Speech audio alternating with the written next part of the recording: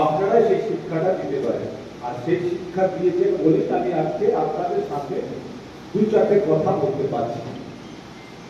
কারণ হচ্ছে আজকে যদি শিক্ষকরা সমাজের আমরা যারা বিভিন্ন সময় নেতা মন্ত্রী আইএস আইপিএস যারাই হই না কেন, আমরা কিন্তু সব থেকে শিক্ষক যারা তাদের কাছ থেকে আমরা যতটুকু পেরেছি শিক্ষা নেওয়ার পর তবে আমরা এই জায়গায় দাঁড়াতে পেরেছি।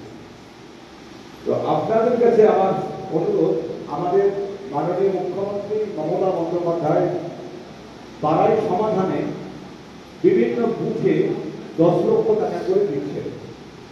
আমরা প্রত্যেকটা এলাকায় গিয়ে আমরা বলছি যে প্রাইমারি স্কুল হোক, আমাদের অঙ্গনওয়াড়ি হোক, কি আমাদের মিড ডে মিলের চালা হয়তো প্রাইমারি ভেঙে গেছে, এইগুলো কিন্তু পাবলিককে বলছি এটা আপনারা ধরাবেন। যদি 50,000 টাকা খরচা হয় তাহলে আমার প্রাইভেট স্কুলে মিড ডে মিলের হয়তো চালাটা ভেঙে গেছে, এইগুলো যেন করা হয়। এইগুলো আপনার লোকালি যারা শিক্ষক আছেন প্রত্যেকটা ওইখানে মানে পাড়ায় সমাধানে এইগুলো একটু নোট দেবেন, যাতে বিভিন্ন স্কুলের যে সমস্যাগুলো আছে আমরা হয়তো সেই কাজগুলো আমরা করতে পারি।